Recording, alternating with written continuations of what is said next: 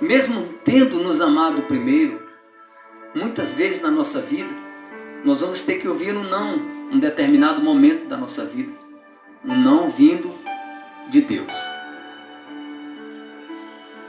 Quem não lembra o que passou Moisés com todo aquele povo? E quantas vezes, irmãos, quantas vezes Moisés foi oprimido por aquela multidão? Quantas vezes Moisés não ouviu o não? Quantas vezes Davi, na sua jornada, não teve que se aquietar para esperar a hora do Senhor? Assim como Davi e assim como Moisés, muitos homens e mulheres de Deus que já passaram por este plano, que já passaram por esta terra, já ouviram o não de Deus. Quando é que Deus nos diz o não? A doutrina que Jesus nos deixa é uma doutrina sadia. E não aceita meio termo. É duro dizer isso. Não é fácil ser crente. Por eu ser crente, por você ser crente, muitas vezes nós também ouvimos palavras duras. Palavras duras. Mas desde que o homem caminha por esta terra, há também a necessidade, até mesmo de ouvir palavras duras.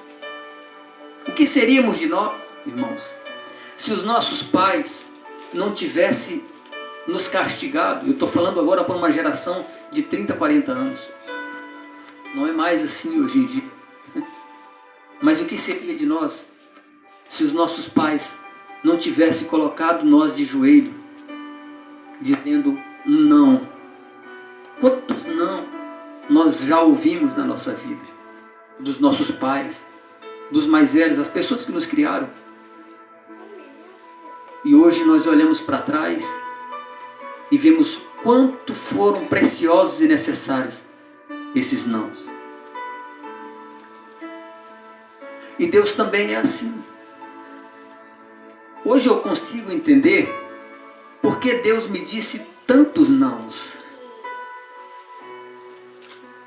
Eu precisava forjar o meu caráter. Eu precisava aceitar o não de Deus. Deus não me aceita de qualquer jeito. Pai, eu estou na tua casa. Eu estou fazendo a tua vontade, mas na outra semana eu estava na manguaça. E Deus dizia não. E eu nunca recebia uma resposta que eu pudesse sentir assim, de fato, Deus falou comigo nesse dia, antes. Estou falando de 10 anos atrás.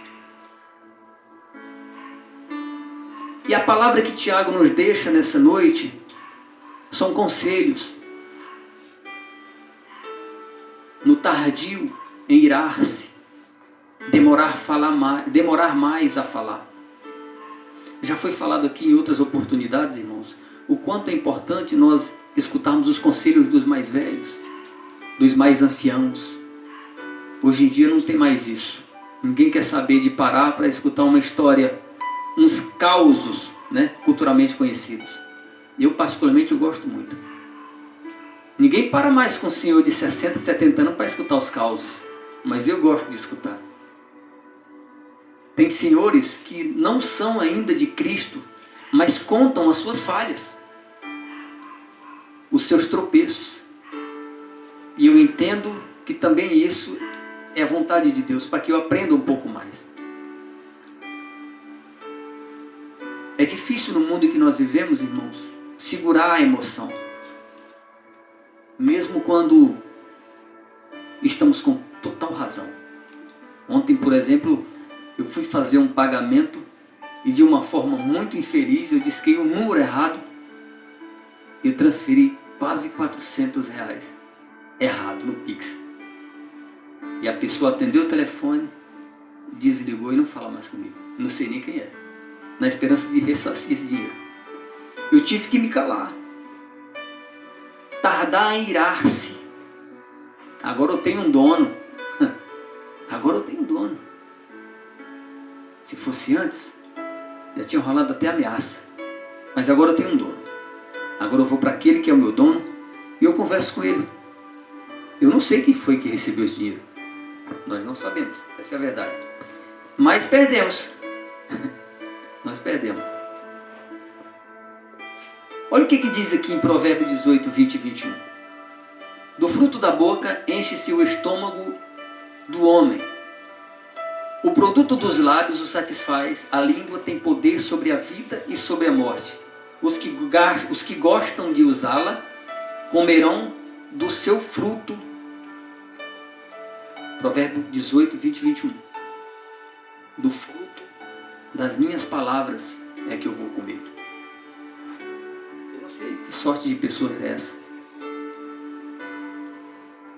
E nesse primeiro versículo que eu estou enfatizando, eu quero dizer a importância de nós nos demorarmos a falar nos dias de hoje. Principalmente nós na qualidade de cristãos, irmãos. Nós não podemos falar qualquer coisa. Tudo que venhamos falar será usado contra nós. E rápido. Nós somos o alvo. E o conselho que o irmão Tiago nos deixa. Tardio em falar. Tornai-vos praticantes da palavra e não somente ouvintes. Hoje nós estamos ouvindo. Mas amanhã nós temos a oportunidade de falar dessa palavra. De vivê-la. Eu fui na igreja ontem. A igreja lá que tem como presidente o pastor Ederaldo. Igreja de Anunciação, Assembleia de Deus. Lá no Bonanza. Eu ouvi uma palavra interessante lá ontem. Tiago capítulo 1. E nós podemos colocar isso em prática. O irmão Tiago está dizendo, ouvir é muito fácil, irmão.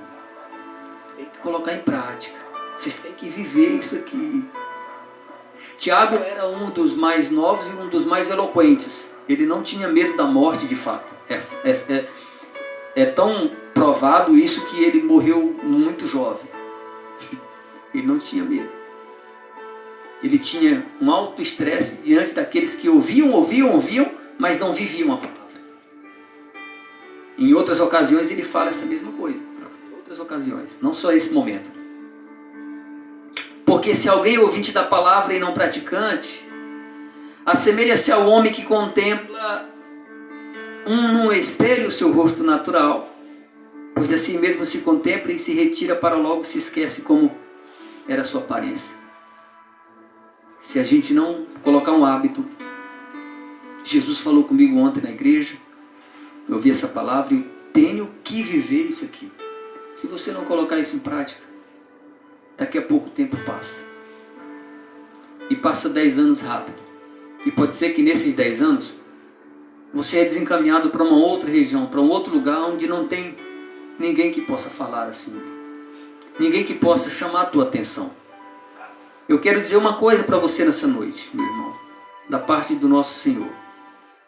Se você entrar numa igreja e a palavra desta igreja não te perturbar, sai dessa igreja. Porque essa igreja verdadeiramente não é a igreja do Senhor Jesus. Lá em Mateus capítulo 4, versículo 4, diz assim, Jesus respondeu, está escrito que nem só de pão viverá o homem, mas de toda a palavra que procede da boca de Deus. Muito se fala, irmão, muito se promete.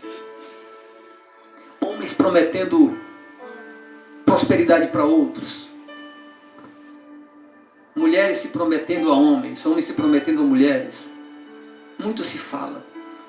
Mas nenhuma dessas palavras que nós ouvirmos dos nossos semelhantes nos levará a Deus. Só Jesus. Só Ele pode nos levar a Deus. E nessa noite a palavra de Deus está sendo mais uma vez estudada. Lá em Provérbios 15, versículo 1 diz assim, a resposta calma desvia a fúria mas a palavra ríspida desperta ira. Uma resposta calma, sabe? Quando alguém te aflige, quando alguém te agride, quando alguém te insulta, uma resposta calma. Ô meu amigo, me desculpe, eu te ofendi. Calma, meu amigo, tá tudo bem.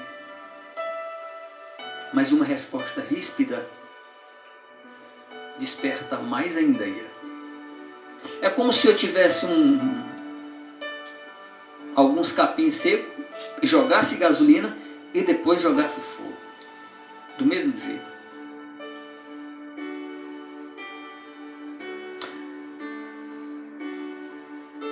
Lá em João, a palavra disse no princípio,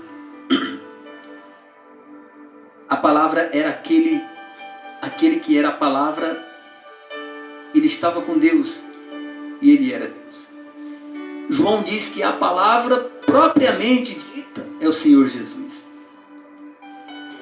Eu não conseguiria começar e nem terminar. Poderia ser 2 horas de estudo da palavra de Deus. Eu não poderia fugir disso. Todos esses homens que foram citados aqui nessa noite, Paulo, Tiago, João, Lucas, Marcos, todos eles traziam a mensagem do dono da palavra, que é Jesus. E hoje você ouviu muitas palavras aí fora. Muitas palavras. Talvez palavras de bênção, talvez palavras de maldição. Talvez palavras de conforto, palavras de carinho. Talvez palavras de ira. Mas nessa noite, Jesus tem uma palavra para você.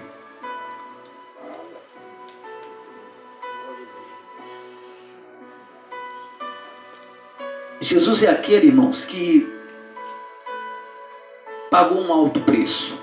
Disso nós já sabemos. Imagina só. Jesus não tinha pecado.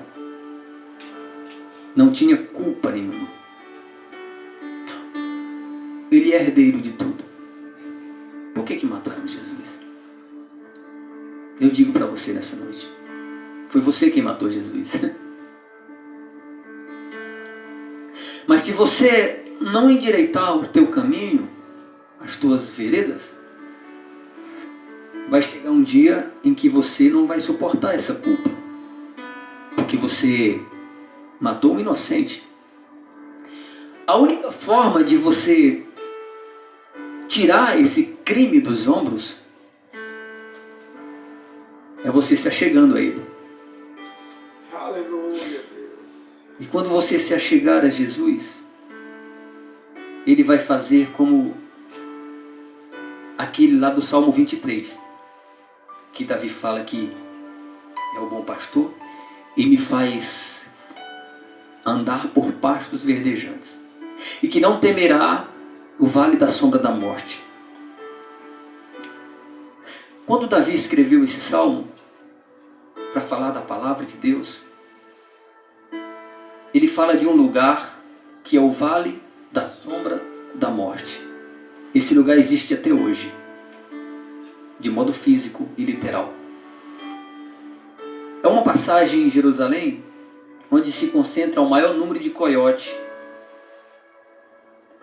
e que, portanto, todos os dias tinham grandes chacinas de ovelhas, de cão pastor e do pastor humano.